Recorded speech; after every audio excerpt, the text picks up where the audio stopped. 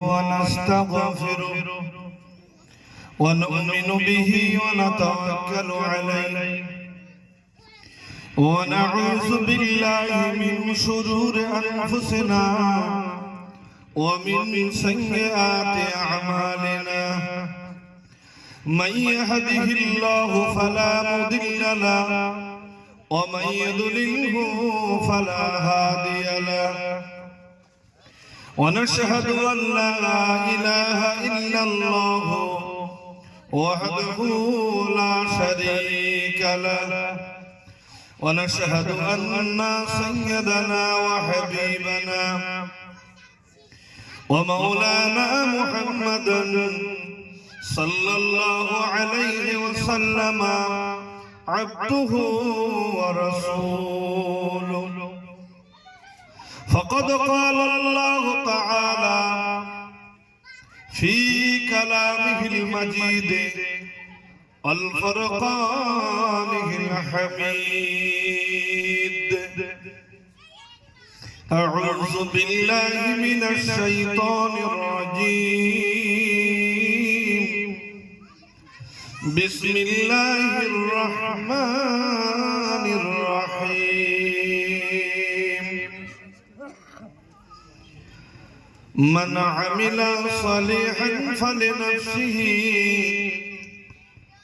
ومن أساء فعليها وما ربك بظلام للعبيد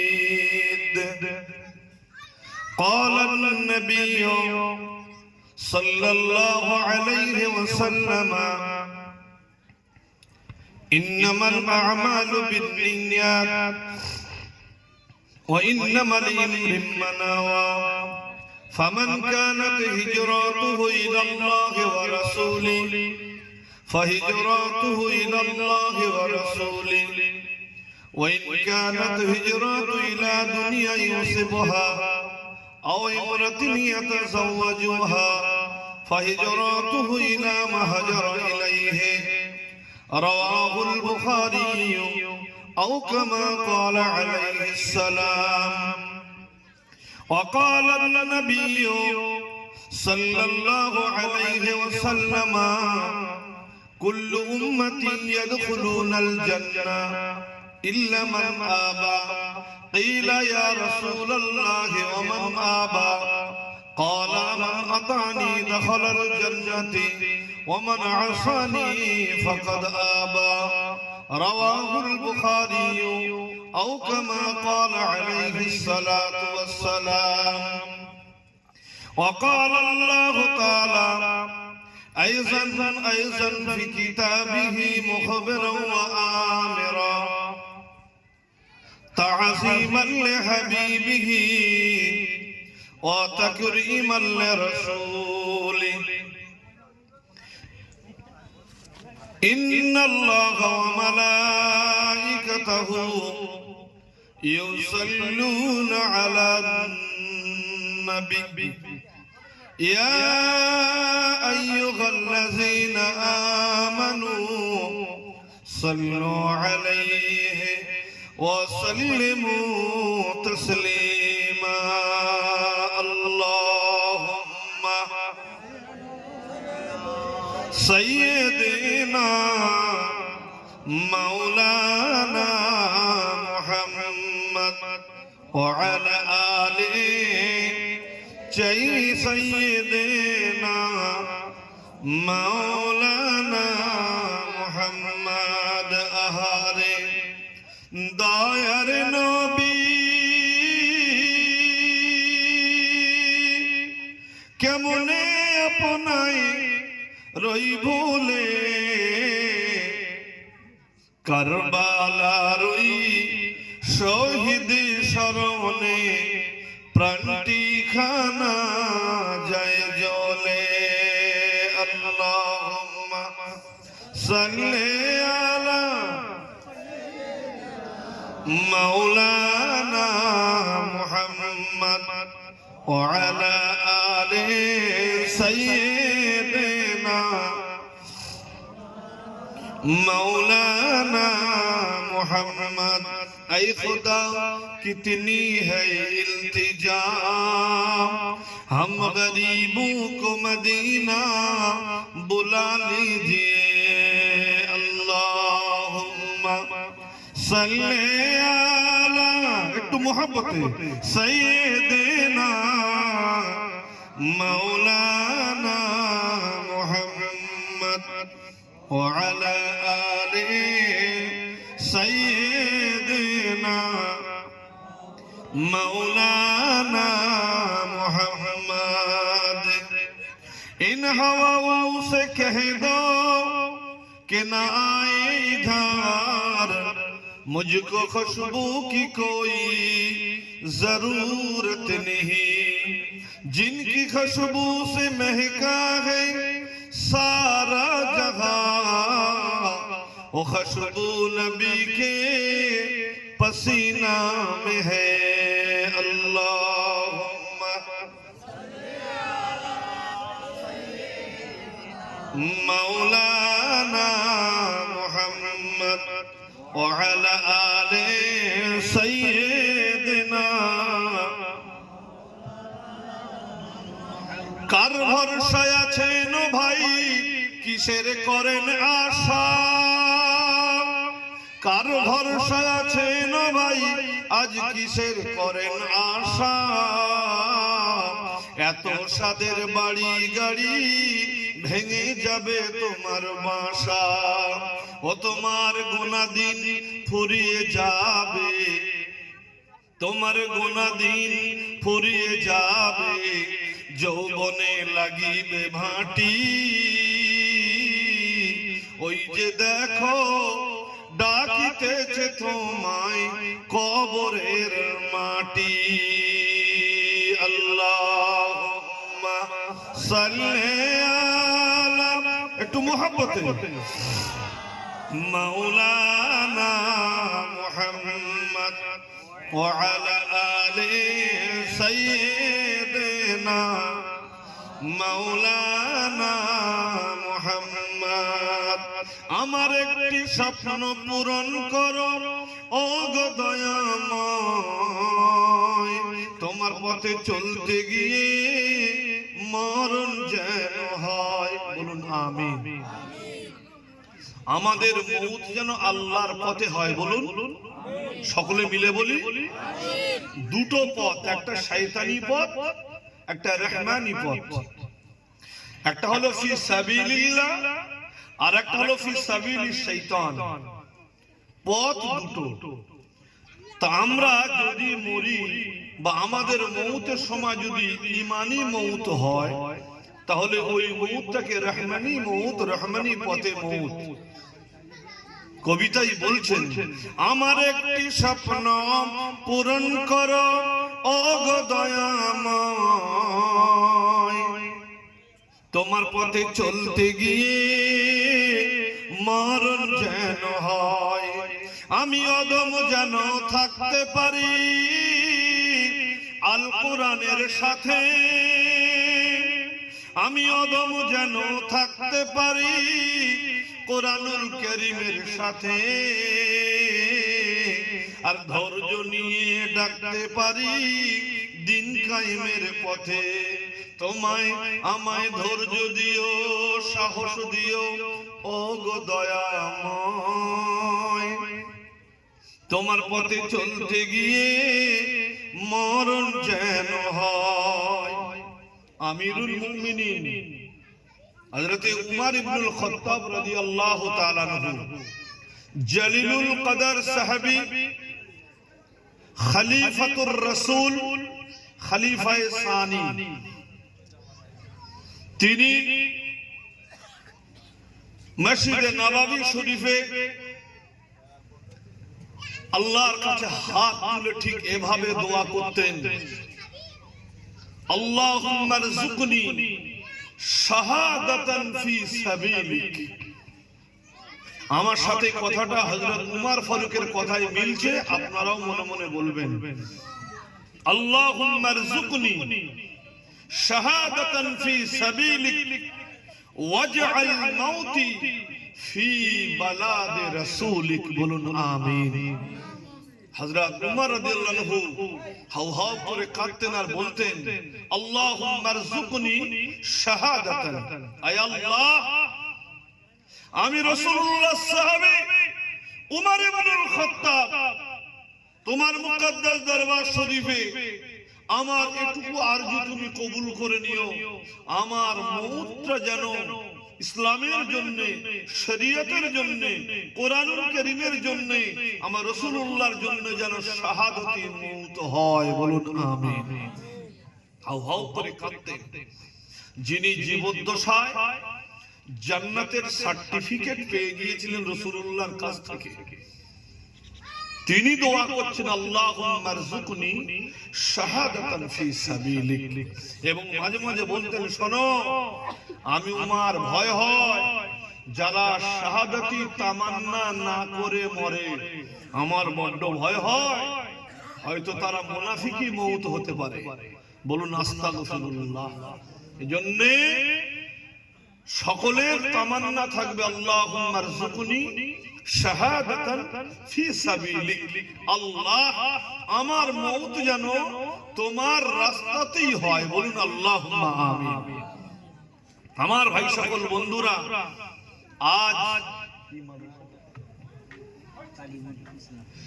রজিপুর গ্রামের তালিমুল ইসলাম মাদ্রাসার হাফিজি মাদ্রাসার পাগড়ি প্রদান উপলক্ষে বাৎসরিক ইসালে সওয়াবে আমার পাশে বসা হাফেজ সিরাজুল ইসলাম ভাইয়ের কারণে আল্লাহ পাক আপনাদের গ্রামের মেহমান আমাকে করেছেন। এর জন্য মহান রব্বুল আলামিনের দরবারে অসংখ্য শুকরিয়া জ্ঞাপন করি যে আল্লাহ পাক আল্লাহ তাআলা আমাকে এবং আপনাদের সকলকে বিভিন্ন ব্যস্ততা ছেড়ে, কাজ কাম ছেড়ে, কর্মব্যস্ত ছেড়ে এই পাক মজলিসে আসার সুযোগ করেছেন, যে আল্লাহ পাক করে দিয়েছেন। সেই আল্লাহ পাকের কৃতজ্ঞতা পালনার্থে আমি এবং আপনারা সকলে মিলে শুকরিয়া জ্ঞাপন করি। সবাই মিলে বলি আলহামদুলিল্লাহ। হলুনি ভাই, একটু প্রাণ খুলে শোনেন, একটা জিনিস ভালো করে শোনেন। কাউকে কিছু দিলে যদি আপনি অন্তর থেকে, মন থেকে ভালোবাসার সঙ্গে দেন, তাহলে যে নেবে সে কিন্তু অত্যন্ত খুশির সাথে নেবে। আবার যদি আপনি অবজ্ঞার সাথে দেন, একটা ভিখারি এসে পয়সা চাইলো, আপনার তাচ্ছিল্য ভরে দিলেন, সে পয়সাটা পেল বটে, কিন্তু আপনার মনটা তার প্রতি দরদ না থাকার কারণে তার অন্তরটা কিন্তু ফেটে যাচ্ছে। এই জন্য যা দেয়া হবে, কম হোক বেশি হোক, সেটা আন্তরিক ভাবে দেয়াটা সবচেয়ে ভালো। ঠিক বললাম না? বাড়িতে আপনার কোন মেহমান আসলে রাসূল আকরাম সাল্লাল্লাহু আলাইহি ওয়াসাল্লাম বলেছেন, মান কানা ইউমিনু বিল্লাহি ওয়াল ইয়াউমিল আখির ফালইকরিমু যায়ীফা। রাসূল বলেন, সাহাবীরা আপনারা মেহমান নিয়ে খাওয়া দাওয়া করার চেষ্টা করবেন, তবে আপনাদের কাছে যারা মেহমান হবে, যারা আপনার বাড়িতে খাওয়া দাওয়া করতে আসবে, আপনার অতিথি হিসাবে, যেটাকে অতিথি আরবিতে মেহমান, এই অতিথি হিসাবে যারা মেহমান হিসাবে আসবে, এই মেহমানের মেহমানদারি করা তারাই পারবে যারা আল্লাহ এবং আখিরাতের বিশ্বাস করে। বলুন আলহামদুলিল্লাহ। কারণ মেহমানের মেহমানদারি যদি আপনি আন্তরিকভাবে করেন, তাহলে আল্লাহ পাক আপনার যে অর্থ, যে সম্পদ, যে সময় আপনি ব্যয় করেছেন, প্রতিটার বিনিময়ে আপনি সওয়াব পাবেন। এই জন্য মেহমানের মেহমানদারি করা আমরা কি করি জানেন তো? মানে একদম সাদা কথা বলছি, আপনার মেয়ের বাড়ি থেকে যদি আত্মীয় আসে, তাহলে সেই আত্মীয়টা বিশেষ করে মেয়ের শ্বশুর হতে পারে, তার শাশুড়ি হতে পারে, কিংবা আপনার জামাই হতে পারে। তাকে আমরা যে আপ্যায়নটা করি, অন্যান্য আমরা যে মেহমান আসে সেই মেহমানের মেহমানদারিটা সেভাবে করি না, কারণ এরা হলো আপনার কাছে খুব প্রাধান্য, আমাদের কাছে খুব দামি, কারণ এদের সঙ্গে খারাপ আচরণ করলে আমার মেয়েটাকে কথা শুনতে হবে। ঠিক বললাম না ভুল বললাম? কিন্তু সমস্যা আছে এইখানকার। আপনি যখন কোন মেহমানের মেহমানদারি করবেন তখন আপনার মাথায় একটা কথা, এই হাদিস শরীফটা আপনারা শুনে রেখে দিন, বুখারী এবং মুসলিমে আছে, মান কানা ইউমিনু বিল্লাহি ফালইকরিমু দাঈফা। রাসূল আকরাম সাল্লাল্লাহু আলাইহি সাল্লাম বলছেন, যখন কেউ কারোর মেহমানদারি করবে তো তার সঙ্গে ফালইকরিম, তার সঙ্গে ভালো আচরণ করে। নবীজির এই কথাটা সাহাবায়ে কেরামরা নিজের দুশমন, নিজের জানি দুশমন, যে তার জান নিতে গিয়েছিল সেরকম দুশমন, সে যখন তার বাড়িতে আশ্রয় বা তার বাড়িতে মেহমান হিসাবে গিয়েছে, তাকে কিন্তু তার প্রাণ ভরে যা খাওয়ানো থাকানো তার ব্যবস্থাপনা সবকিছু করেছে। তো তার স্ত্রী জিজ্ঞাসা করেছিলেন, আপনি যে এই দুশমনটাকে এত খাতির করছেন, আপনি কি ভুলে গেলেন এর অত্যাচারের কথা? স্ত্রীকে তখন বলছে, আচ্ছা তুমি কি আমার রাসূলুল্লাহর হাদিসটাই ভুলে গেলে? স্ত্রীকে বলছে, কেন? বলছে, আমার নবী বলেছেন বাড়িতে কোনো অতিথি আসলে তার আপ্যায়নটা, ভালোভাবে আপ্যায়ন করাটাই তোমার ওই লোকটা পারবে যে আখিরাত এবং আল্লাহকে বিশ্বাস করে। স্ত্রী তখন মনে পড়ে গেল রাসূলের হাদিসের কথা। তো আমার ভাই সকল বন্ধুরা,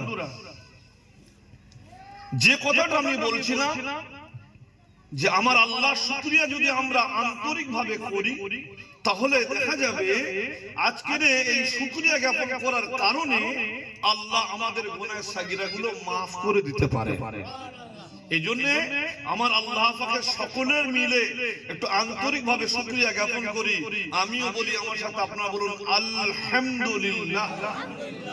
আর একটু প্রাণ খুলে বলি আলহামদুলিল্লাহ। অতঃপর সেই মহান বিপ্লবী নেতা, সাম্যবাদের উৎস, মরুর ভাস্কর, মা আমিনার দুলাল, যার চরণ স্পর্শে মরুর সাহারায় ফুল ফুটেছিল, হাসি গানে সমগ্র জগৎ মুখরিত হয়েছিল, সেই আকে নামদার তাজদারে মদিনা রহমাতুল লিল আলামিনের উপরে অসংখ্য দরুদ পাঠাই। সবাই মিলে বলি সাল্লাল্লাহু আলাইহি ওয়াসাল্লাম।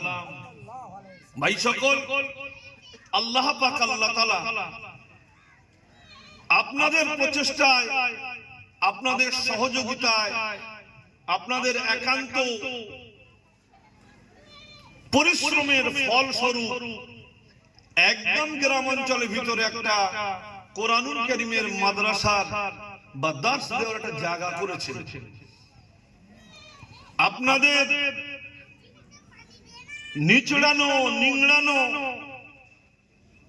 রোজগার করা পয়সা দিয়ে, আপনাদের টাকায় আজ মাদ্রাসাতে কোরআন তেলাওয়াত হচ্ছে। হয়তো এমন লোক এতে দান করেছে সে কোরআন তেলাওয়াত করতে পারে না, কিন্তু তার টাকায় বাচ্চা কাচ্চারা থেকে হোক গ্রাম থেকে হোক এসে তারা পড়াশোনা করছে। এরকম লোক আছে না নাই? নেই? তার অবদানটা তাহলে কি হবে? সে তো কোরআন পড়তে জানে না, সে তো কোরআন পড়তে জানে না, সে তো টাকা দিল।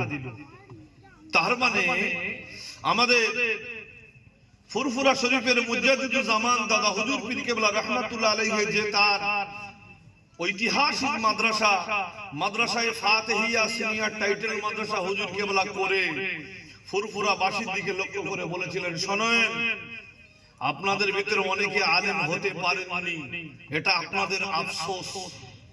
আমি আবু বকর আপনাদের জানিয়ে গেলাম, আপনাদের আফসোস কাটাবার একটা জায়গা আছে। আপনাদের মনের ওই জ্বালাটা কাটাবার আল্লাহ পাকের দরবারে গিয়ে আপনাদের কিছু বলার জায়গা আছে। সেটা হলো, আল্লাহ, আমরা আলেম হতে পারিনি, কিন্তু আমরা আলেম যারা হবে তাদের সহযোগিতা করার সুযোগ পেয়েছিলাম। আল্লাহ, আমরা আলেম হতে পারিনি, হাদিস আমরা পড়তে পারিনি, কোরআন তেলাওয়াত করতে জানিনি, কিন্তু আমাদের টাকায় বাচ্চা কাচ্চারা তারা তোমার কোরআন তেলাওয়াত করেছে, আমার রাসূলুল্লাহর হাদিস পড়েছেন, জেনেছেন, মেনেছেন। আল্লাহ তাদের খাতিরে আমাদের নাজাতের ব্যবস্থা করে দাও। ফুরফুরা শরীফের পীর মুজাদ্দিদুজ জামান দাদা হুজুর পীর কেবলা সেই ঐতিহাসিক কথা বলেছিলেন, শোনেন, আমার এই মাদ্রাসা আমার পীর সুফি ফাতে আলী ওয়াইসির নামে আমি উৎসর্গ করলাম। আপনারা যারা বাচ্চা রাখবেন, যারা বাচ্চা খরচ দেবেন, যারা বাচ্চার পড়াশোনার জন্য, তাদের খাওয়াবার জন্য যে সমস্ত ভাবে যে যেমন পাবে দেবেন, আমি আবু বকর সিদ্দিক কিয়ামতের ময়দানে আপনাদের হয়ে আল্লাহর কাছে সুপারিশ করব। বলুন সুবহানাল্লাহ। তাহলে আপনাদের এখানে দাদা হুজুর সুপারিশ করতে আসবে না? কি গো, মনে মনে হয়তো না হয় না, দেখেন তো সুপারিশ করবেন না, কারণ আপনারা গ্রামের লোকেরা টাকা পয়সা দিয়ে মাদ্রাসা করেছেন। কিন্তু ভুল কথা। আল্লাহ পাক কোরআনুল কারীমের ভিতরে বলছেন, ইন্নাল্লাহা আলা কুল্লি শাইইন কাদির ওয়া হুয়া আলীমুম বিযাতিস সুদূর। শোনো বান্দারা, সমস্ত পৃথিবীতে যত শক্তি আছে, সেটা কোন মেশিনারি শক্তি হতে পারে, কোন প্রাণীর শক্তি হতে পারে, সমস্ত শক্তি এক জায়গায় করলে আমি আল্লাহ পাক তাদের শক্তি বন্টন করেছি। অতএব সমস্ত শক্তির মূলে হলাম আমি আল্লাহ। ও রাজিপুর গ্রামের মুসলমানেরা, আশপাশের মুসলমানেরা, আপনারা 200 টাকা, 500 টাকা, 1000 টাকা, 10 টাকা, 1 মণ, 2 মণ চাল কিংবা কোন সবজি যা দিয়ে সাহায্য করেছেন, আমার আল্লাহ বলেছেন আমি আল্লাহ সবকিছু জানার ক্ষমতা রাখি। শুধু তাই না, ওয়া হুয়া আলীমুম বিযাতিস সুদূর। বান্দা, আমি আল্লাহ বান্দার অন্তঃকরণে কি হচ্ছে তার খবর রাখি। একটু জোরে বলুন সুবহানাল্লাহ। তা আপনাদের এই একদম গ্রাম অঞ্চলের ভিতরে একটা মাদ্রাসা কায়েম করেছেন, নিজেরাই কোরআন অনেক সময় তেলাওয়াত করতে পারেন না, কিন্তু আপনার 10 টাকা, আপনার 100 টাকার বিনিময়ে একটা ছেলে যখন পড়ছে, এটুকু মনে আশা রাখেন, আল্লাহ আমি তো তোমার কালাম তেলাওয়াত করতে পারিনি, কিন্তু আমি 500 টাকা দিয়েছিলাম, আল্লাহ এই বিনিময়ে তুমি আমাকে নাজাত করো। আল্লাহর কাছে যখন আপনার এই কাকুতি মিনতি না, আমার আল্লাহ খুব ভালোবাসেন। আল্লাহ নবী বলেছেন, বুখারী শরীফের রওয়ায়াত, আত-তাইবু মিনাজ যামবি কামাল্লা যামবালা। বান্দা যখন কোনো অপরাধ কাজ করার পরে ওই অপরাধটা স্বীকার করে, বান্দার উপরে ফরজ ছিল ইলম হাসিল করা, বান্দার উপরে ফরজ ছিল ইলম হাসিল করা, কিন্তু বান্দা ইলম হাসিল করতে পারেনি। এখন সেই বান্দা তার অনুশোচনা করছে, বান্দা তার খেসারতের জন্য মাহবুদকে বলছে, মাহবুদ আমার উপরে ইলম হাসিল করা ফরজ ছিল, কিন্তু আমি সাংসারিক চাপে পড়ে, সাংসারিক তাড়নায় পড়ে, বিভিন্ন পারিপার্শ্বিকতার কারণে আল্লাহ আমি ইলম শিখতে পারলাম না। তবে আল্লাহ আমি 1000 টাকা কিংবা 5000, 10000 টাকা আল্লাহ কোন জায়গায় আমি মাদ্রাসার জন্য, তোমার ইলমের জন্য দান করেছি, ওই খাতিরে আমার এই যে ফরজ কাজটা আমার আদায় করা হলো না, আল্লাহ আমার ফরজিয়াতটা তুমি আদায় করো। সোনার নবী সোনার জবানে বলছেন, শুনে রেখে দাও, কামাল্লা যামবালাহু, যখন বান্দা এরকম তওবা করবে, আল্লাহর নবী বলছেন মায়ের পেট থেকে বাচ্চা বার হলে যেমন নিষ্পাপ হয়, আল্লাহ তার গুনাহটা ওই রকম ভাবে maaf করে দিয়ে থাকে। আমি কিন্তু খুব ডিপের আলোচনা করছি আপনাদের সামনে, আপনারা এতটা ডিপ কেবলমাত্র টাইটেলে ছেলেরা নিতে পারে। কি বলছি বুঝতে পারছেন? যারা টাইটেলে পড়াশোনা করে তারা এটা খুব ডিপলি ধরতে পারে। আমি তো আপনাদের গ্রাম্য মানুষ, আপনাদের কাছে গ্রাম্য কথা বলছি, তার ভিতরে এত দামি হাদিসটাও তুলে দিলাম। এই হাদিসটা অনেক জায়গায় আপনারা নিজেরাই আলোচনা করে লাগাতে পারবেন। আত-তাইবু মিনাজ যামবি কামান লা যামবা লা। রাসূলুল্লাহ বলেছেন পাপ মানুষ করবে, পাপ কথা বলেন, মানুষ পাপ করবে, গুনাহ আপনার আমার সকলের দ্বারা হয়ে যাবে, কিন্তু দায়ী গুনাহগার, আল্লাহর কাছে নাফরমান, আল্লাহর কাছে গজব না, যে নিজের পাপটাকে করে অনুশোচনা করে, নিজের ভুলটাকে ভুল হয়েছে, আল্লাহ আমার এটা করা ঠিক হয়নি, এই যে আল্লাহর কাছে শরণাপন্ন হলো না, এটা একমাত্র শয়তানই করে। কথা বোঝাতে পারলাম না? শয়তান অন্যায় করে নিজের অন্যায় স্বীকার করে। আমার রাসূলুল্লাহ বলছেন মানুষ যখন অন্যায় করার পর, ভুল করার পর সে যখন তওবা করবে, তো আমার আল্লাহ পাক রব্বুল আলামিন এই তায়েবকে, এই তওবাকারীকে আমার আল্লাহ পাক আল্লাহ তাআলা এমন ভাবে maaf করে কামান লা যামবা লা, যেন জীবনও পাপ করেনি। বলুন আলহামদুলিল্লাহ। চলে আসেন ভাই, এবার আমি আমার টুকটুক করে আলোচনার দিকে যাই। আমি শুধু আমার রাসূলুল্লাহর উপরে হামদ এবং আমার রাসূলুল্লাহর উপরে মানে শুকরিয়া এবং রাসূলের হামদ আমি আলোচনা করলাম এই পর্যায়ে। এবার আমি আপনাদের সামনে আলোচনা করতে চলেছি যেটা আমাদের খুব প্রয়োজন। আল্লাহ পাক আমাদেরকে মুসলমান রূপে পৃথিবীতে পাঠিয়েছেন, আমরা মুসলমান হয়েছি, এতে আপনারা খুশি আছেন না বেজার আছেন? কারা কারা খুশি হাত তুলে দেখাতে পারবেন? বলুন আলহামদুলিল্লাহ, আলহামদুলিল্লাহ। আমরা মুসলমান হয়ে খুশি। আচ্ছা, খুশি কি দেখে বোঝানো যাবে? হাত তুলে তো বোঝালেন, আর কি দেখে বুঝবো যে মুসলমান হয়ে আপনি খুশি হয়েছেন? দেখি আপনাদের কিরম যুক্তি আছে। বাড়ির মেয়েরা যখন খুব ভালো রান্না করে, অনেক সময় খারাপ করলেও ভালো বলতে হয়, নাহলে কিন্তু রোজ খারাপ খাওয়াবে। বাড়ির মেয়েদের রান্না হাতের জিনিস তো হয়তো কম বেশি হয়ে যায়, তা যেদিন খারাপ হবে সেদিন বেশি নাম করতে হবে। একটা ভালো একটা টেকনিক আপনাকে শিখিয়ে দিচ্ছি। বাড়ির মেয়েরা, আপনার স্ত্রী হোক, যে রান্না করে যদি খাওয়ায়, যেদিন খারাপ হবে সেদিন খুব নাম করে, রাহ দারুণ খাবার। ও কিন্তু খেয়ে তখন নিজে পস্তাবে, এত খারাপটাকে ভালো বললো কেন? খারাপ হয়ে যদি খারাপ বলেন তাহলে তো জিনিসটা গুলিয়ে গেল। ভালো হয়েছে ভালো, কিন্তু খারাপ হয়েছে ভালো, এটা ছেলে মানুষের কথা নয়। একে আরবিতে বলা হয় সবর। কি বলে? সবর।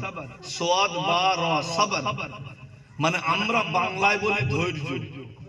ধৈর্য কোনটাকে বলি?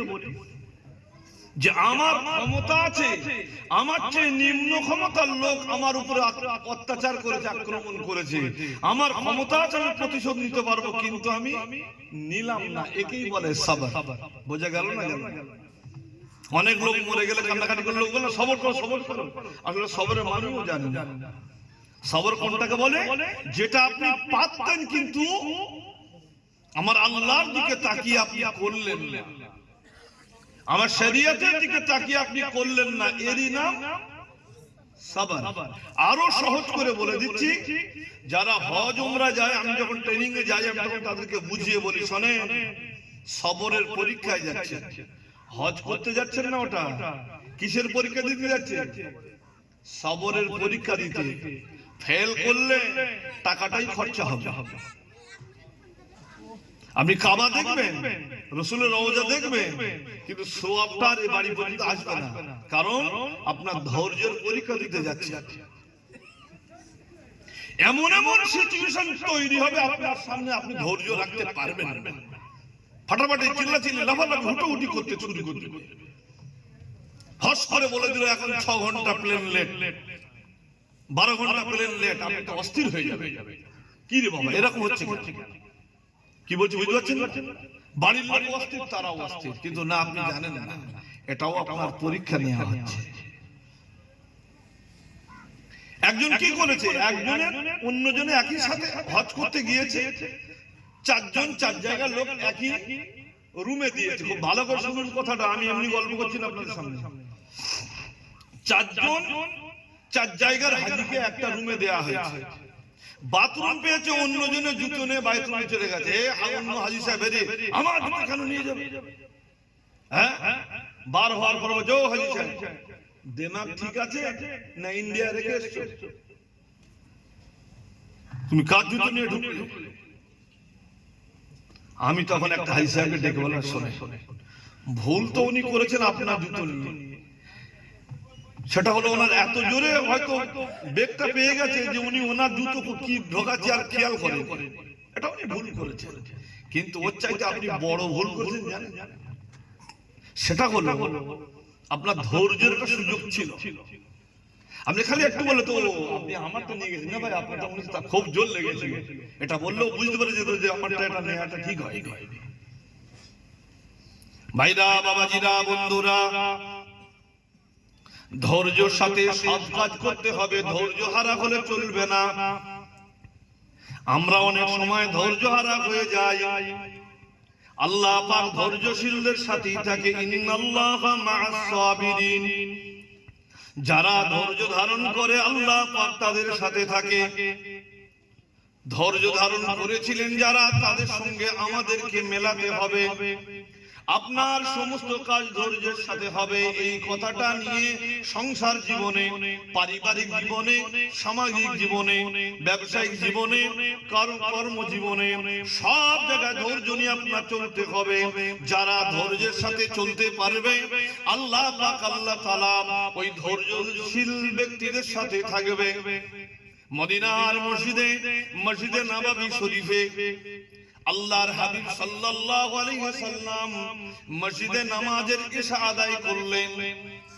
অন্যান্য দিন ইশা নামাজ পড়ার পরে আমার রাসূল আকরাম সাল্লাল্লাহু আলাইহি ওয়াসাল্লাম সব সাহাবী যতক্ষণ না পর্যন্ত মসজিদ থেকে বার হয়, রাসূল আকরাম সাল্লাল্লাহু আলাইহি ওয়াসাল্লাম কামরার ভিতরে যেতেন না। এখনকার মতো এত ঘন ঘন ঘর বাড়ি তখন ছিল না। যদি দূর দূরান্ত থেকে কোনো ব্যক্তি এসে যায় আর তার যদি খাবার ঠিক ঠিকানা না হয়, তাহলে তার সমস্যা হয়ে যাবে। এই জন্য নবীজি আমার তাকিয়ে দেখতেন কোনো বাইরের লোক আছে কিনা। একদিনের কথা, আল্লাহর হাবিব সাল্লাল্লাহু আলাইহি ওয়াসাল্লাম মসজিদে নববী শরীফে নামাজ আদায় করার পরে রাসূল দেখছেন বেশ কিছু বাইরের লোকের আনাগোনা। নবীজি আমার তাদের দেখে বললেন, বাবু কোথায় বাড়ি? তারা বলল, ইয়া রাসূলুল্লাহ আমাদের বাড়ি এত দূরে, আমরা বনু গতফানের লোক। বাবা, বনু গতফানের মানুষ, আপনারা রাত্রে থাকবেন কোথায় গো? হুজুর আমরা কি করব, মসজিদে নববীতে থেকে যাব, শুধু থাকলে হবে না, খাবারও ব্যবস্থা করতে হবে।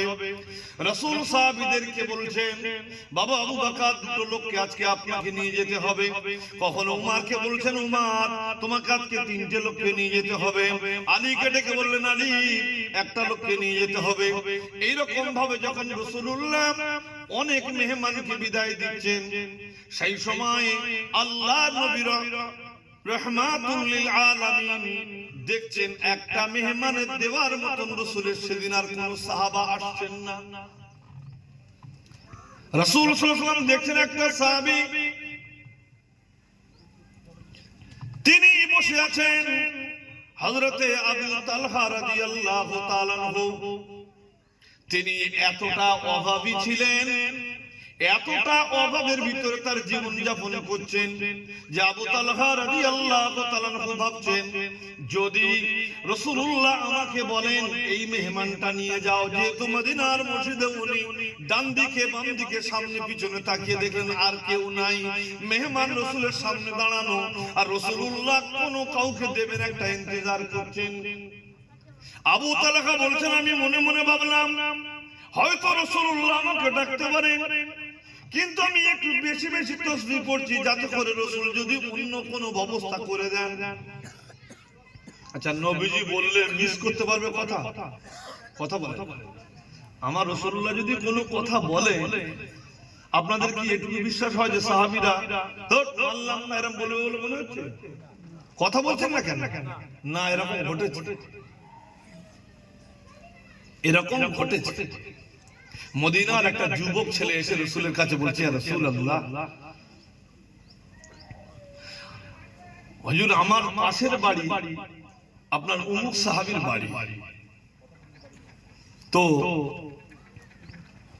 সমস্যা হয়ে যাচ্ছে কি ওনার খেজুর গাছের কিছু ডাল এসে আমাদের বাড়ির দিকে চলে এসেছে, এসে বেঁকে গিয়ে খেজুর কিছু আমাদের বাড়ির দিকে পড়ে, এতে করে উনি খুব রুষ্ট হন। আমাদের বাড়ির আমার ভাই বোনেরা তারা কখন তখন খেয়ে ফেলে, তো উনি খুব রেগে যায়।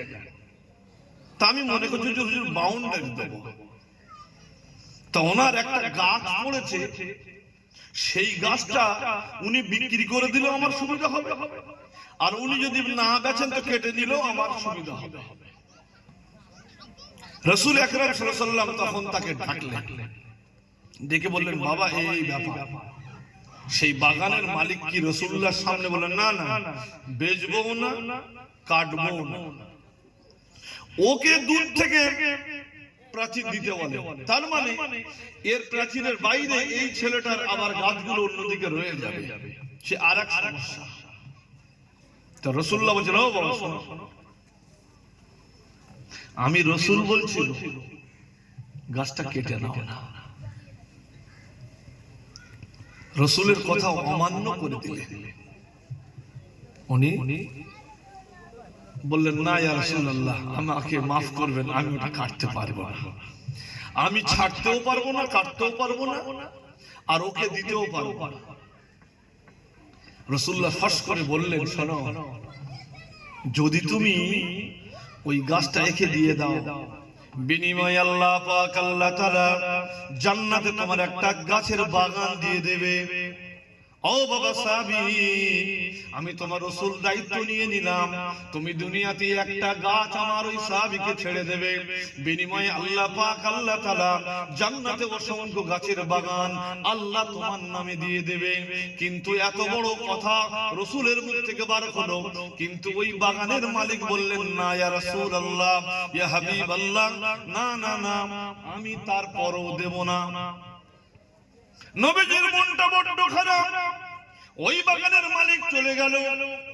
হযরতে আবু দারদা রাদিয়াল্লাহু তাআলা আনহু বলছেন, এবার আমি রাসূলের কাছে দাঁড়িয়ে বললাম, ইয়া রাসূলুল্লাহ, ওই গাছটা আমি যদি যে কোনো প্রকার যদি রাজি করে যদি দিয়ে দিতে পারি, ওনার জন্য যে জান্নাতের বাগান আপনি ব্যবস্থা করেছিলেন, ওটার মালিক কি আমি হতে পারবো?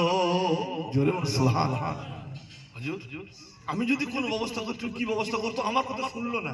আপনার কথা শুনেন দেখি, আমি একবার ট্রাই করে দেখি, কিন্তু আমি যদি ট্রাই করি তাহলে ওই বাগানের মালিক আমি হতে পারবো তো? আল্লাহর নবী দো জাহানের বাদশা বললেন, আবু দারদা, জান বাবা জান, এই সুলহ যদি আপনি করতে পারেন, আমি রাসূলুল্লাহ আল্লাহর কাছে আপনার জন্য দোয়া করব, আল্লাহ যে কথা আমার মুখ দিয়ে বলিয়েছে ওনার জন্য জান্নাতের বাগান দেবে, যদি গাছটা দিয়ে দিত, ওই বাগানের মালিক আল্লাহ আপনাকে আখিরাতে করে দেবে। হাদিস শরীফের ভিতরে এসেছে, ফান্তালাকা আবু দারদা, সেই সময় আবু দারদা টুক টুক করে কদম তুলে তুলে রাসূলকে না দেব বলে যে বাড়ি চলে এসে সাহাবীর দরজার কাছে এসে দাঁড়িয়ে আছে। দরজা ঠিক ওই বাগানের যার খেজুর গাছ আছে ওই মালিক তখন মনে মনে করলো, আবার হয়তো রাসূলুল্লাহকে দিয়ে ডাক করাচ্ছে। কথা বুঝতে পারলেন না? ধর আমি তো দেবই না। উনি বাড়ি থেকে বার হতে চায় না। ঘন্টার পর ঘন্টা কেটে গেল। হযরত আবু দারদা দরজায় দাঁড়িয়ে ঘেমে নিয়ে গিয়েছে, খাবার টাইম পার হয়ে চলে গিয়েছে। শুধু আশা যে একবার উনি বার হলে ওনার কাছ থেকে রিকোয়েস্ট করে আমি ওই গাছটা কিনে নেব। কয়েক ঘন্টা কেটে গেছে, এবারে উনি বার হয়েছেন। কি খবর? বলছে, ভাই ওই যে খেজুর গাছটা রাসূলুল্লাহ আপনাকে দিতে বলছিল না, একটা কাজ করুন না, ওই গাছটা আমাকে বেচে দেন, বিনিময়ে আমার একটা বাগান আছে আপনাকে দিয়ে দেবো। আবু দারদার মদিনার বাগান ছিল বিখ্যাত, বিখ্যাত বাগানের মালিক ছিল আবু দারদা রাদিয়াল্লাহু তাআলা আনহু। ভাইরা, বাবাজিরা, বন্ধুরা, এখনো পর্যন্ত আবু দারদার বাগানের খেজুর মদিনার মানুষেরা খুব আবেগের সঙ্গে, আনন্দের সঙ্গে খায়। সেই গাছ আর নাই যদিও, কিন্তু রাসূলুল্লাহ সাল্লাল্লাহু আলাইহি ওয়াসাল্লামকে ওই একটা গাছের বিনিময়ে আবু দারদার গোটা বাগানটা তিনি ওই খেজুর গাছওয়ালাকে বললেন, ভাই আপনি যদি রাজি হন তাহলে একটা গাছের বিনিময়ে আমার একটা বাগান দিয়ে দেব। তো আবু দারদার কথাতে উনি তখন লাভ লস দেখলেন, একটা খেজুর গাছ আমার বছরে কত আর খেজুর দেবে, কিন্তু বিনিময়ে কত খেজুর পাবে গো ভাই? একটা বাগানে সম্পূর্ণ খেজুরগুলো পাওয়া যাবে। ছেলে উনি বললেন, ভাই ঠিক আছে আমি দিয়ে দিলাম। হাদিস শরীফের ভিতরে এসেছে, আবু দারদা রাদিয়াল্লাহু তাআলা বললেন, তাহলে আপনি চলে আসুন। এখনকার মতো এরকম তো আর সেই দলিল করতে হতো না। কথা বুঝতে পারছেন না? আপনাদের যারা মুরব্বীরা বসে আছেন, আপনাদের দাদুদের আমলে দলিল ফলিল কজন করেছে বলেন? অনেক জায়গায় এমনি দিয়েছে, মাদ্রাসার দরকার আমার 5 কাঠাটা দিয়ে দিতে। এখন দেখা যাবে বাপের ছেলেরা এসে বলছে, কি ব্যাপার এটা মাদ্রাসা কেন নিল? বলছে তোমার বাপ দিয়ে গিয়েছিল। অনেক ছেলে বলে বলো সব মানি না, বাপের নামে রেকর্ড আছে আমার নামে হবে, এরকম বলে না? বলে আবু দারদা তাকে বলেন, বাগানটাকে দিয়ে দিচ্ছি। দরজার ওনাকে এনে ওনার বাগানের মেন দরজার গেটের কাছে দাঁড়িয়ে বলছেন, ভাই এখানে দাঁড়ান, আমার বাড়িতে আমার স্ত্রী পুত্র আছে, তাদেরকে বার করে আনি, আমার ঘর আছে এখানে, তাদেরকে নিয়ে আসি, যেহেতু বাগান সব দিলে আমার ঘর এখানে আর থাকবে না। আবু দারদা ঘরের কাছে গেলে স্ত্রীকে বললেন, তাড়াতাড়ি যা মাল সামান আছে সব গোটাও। বলছে মানে? আমি বাগান অফ করে একজনকে দিয়ে দিয়েছি, আমার একজন ভাইকে আমি দিয়ে দিয়েছি। আবু দারদার স্ত্রী বলছে, আমার মাথা খারাপ হয়েছে নাকি? আমি বাচ্চা কাচ্চা নিয়ে কোথায় যাব? বলছো উম্মে দারদা শোনো, কোনো টেনশন নিও না, দুনিয়ার এই বাগানটার বিনিময়ে আল্লাহর নবী আমার জান্নাতের অফার দিয়েছে। আমার রাসূলুল্লাহ আর জান্নাতি অফারটা আমি ছাড়তে পারলাম না। বিবির কাছে সমস্ত ঘটনা খুলে বললেন। বিবি বললেন, ও আবু দারদা, আল্লাহ তোমার হায়াতে কিসমতে বাড়িয়ে দিক, এর চাইতে ভালো জিনিস আর হয় না। এই কথা বলে সব মাল সামান নিয়ে, স্ত্রী পুত্র নিয়ে মদিনার মসজিদে নববী শরীফের কাছে, ঠিক যেমন যাযাবরেরা যেমন বাচ্চা কাচ্চা মালপত্র নিয়ে থাকে, মসজিদে নববীর কাছে তাদেরকে রেখে আবু দারদা রাসূলুল্লাহর দরবার শরীফে গিয়ে বলছেন, ইয়া রাসূলুল্লাহ, ইয়া হাবিবাল্লাহ, আমি আবু দারদা আপনার কাছে যে ওয়াদা করে গিয়েছিলাম আমি সেটা পূরণ করতে পেরেছি। আমি ওই গাছটা আমি নিয়েছি, আমি আপনি যে সাহাবীর জন্য বলছেন এই যুবককে আমি ওয়াকফ করে দিলাম। রাসূলুল্লাহ বললেন, আবু দারদা তো তুমি পেলে কিভাবে? আমি অত বললাম দিল না, আর তোমার কথা রাজি হলো? বললেন, ইয়া রাসূলুল্লাহ, আমি তো আমার একটা বাগান ওনাকে দিয়েছি ওই গাছটার বিনিময়ে। আপনি বলেছেন জান্নাতের বাগান পাবে। ইয়া রাসূলুল্লাহ, ইয়া হাবিবাল্লাহ, আমি আর অন্য কোনো দিকে তাকালাম না, আমি আর অন্য কোনো চিন্তা করলাম না। আমার দুনিয়ার কত বাগান যাবে, কত টাকা আসতো, কত ফল হতো, বেচা কেনা করে কত রোজগার হতো, আমি আর ভাবলাম না। প্রয়োজন পড়লে আমি সায়ের হয়ে যেতে রাজি আছি, কিন্তু জান্নাতের অফার আমি ছাড়লাম না। রাসূল আকরাম সাল্লাল্লাহু আলাইহি ওয়াসাল্লাম সেদিন বলে